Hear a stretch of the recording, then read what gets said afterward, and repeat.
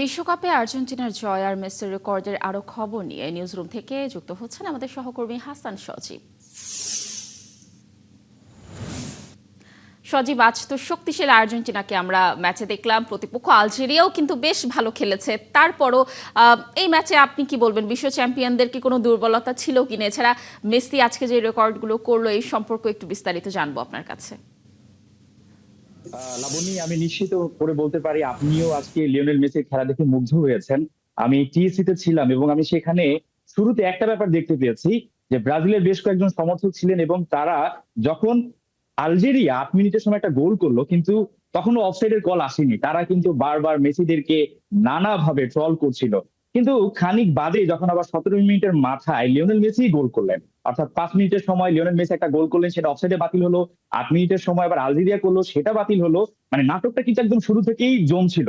যখন 17 মিনিটে করলেন তখনই কিন্তু বোঝা যাচ্ছিল যে লিওনেল মেসি যে সেলিব্রেশনটা করলেন, যে তার মধ্যে একটা ক্ষুধা ছিল, এই ক্ষুধাটা কিন্তু তিনি জমিয়ে রেখেছিলেন।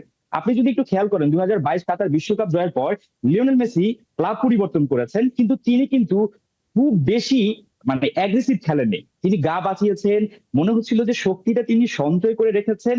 এই যে 2026 বিশ্বকাপ খেলতে হবে, আপনাকে ভাবতে হবে এখানে 48টা দেশ এবং এখানে অনেকগুলো গ্রুপ পর্ব রয়েছে, নকআউট রয়েছে, তারপরে ফাইনাল, অর্থাৎ আপনাকে লম্বা রেসের ঘোড়া হতে হবে।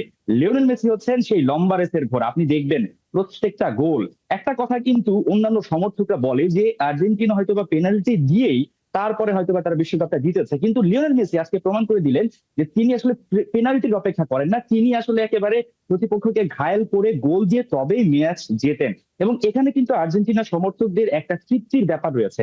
সেই তৃপ্তিটা হচ্ছে মেসি আজকে কি করেছেন। মেসি তার 200তম ম্যাচে নেমেছেন।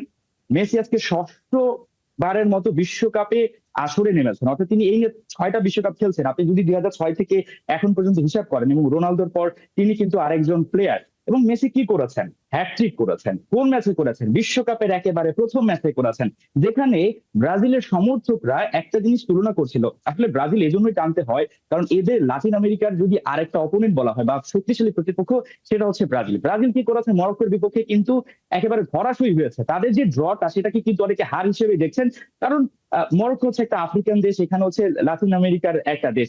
তো সবাই আসলে ভাবছিল যেহেতু আরেকটা লাতিন আমেরিকা দেশের সঙ্গে আরেকটা আফ্রিকান দেশ খেলবে, আলজেরিয়া, সেখানে হয়তো বা আর্জেন্টিনা একটু ধরাশায়ী হবে। আপনি যদি 2022 কাতার বিশ্বকাপে ফিরে যান, সেখানে আসলে কি ঘটেছিল? আর্জেন্টিনা তাদের প্রথম ম্যাচটাই বিশ্বকাপে হেরেছিল সৌদি আরবের বিপক্ষে 2-1 গোলে। তাই সবাই হয়তো ভেবেছিল যে আর্জেন্টিনা একে তো ডিফেন্ডিং চ্যাম্পিয়ন হয়ে মাঠে নামছে, লিওনেল মেসির বয়সটা আপনাকে দেখতে হবে। কয়েকদিন পরে এই ভদ্রলোকের বয়স দাঁড়াবে 39। এই বয়সে এসে আপনি যখন হ্যাটট্রিক করবেন, তার মানে বুঝতে হবে আপনি দলের বোঝা নন, আপনার উপর দল এখনো ভরসা করে। সবাই ভেবেছিল যে লিওনেল মেসি হয়তো বা পুরো 90 মিনিট খেলবেন না বা শুরুর একাদশে দেখা যাবে না, কিন্তু আপনি দল ঘোষণা থেকে শুরু করে এখন পর্যন্ত লিওনেল মেসি ঠিক সামনের সারি থেকে যেভাবে নায়ক, যেভাবে লিডার তাকে বানানো হয়েছে, স্কালোনি এখনো তার উপর বিশ্বাস করছেন। মেসির এই ব্যাপারটা দেখে যারা ইয়াং ফুটবলাররা রয়েছেন তারা কিন্তু একটা শক্তি এবং সাহস পাবেন। অবশ্যই তারাও অনেক বেশি ইন্সপায়ার্ড হবে। সজীব, ধন্যবাদ আমাদের সাথে যুক্ত থাকার জন্য। অবশ্যই আর্জেন্টিনা এবং লিওনেল মেসির জন্য অনেক শুভকামনা জানাচ্ছি।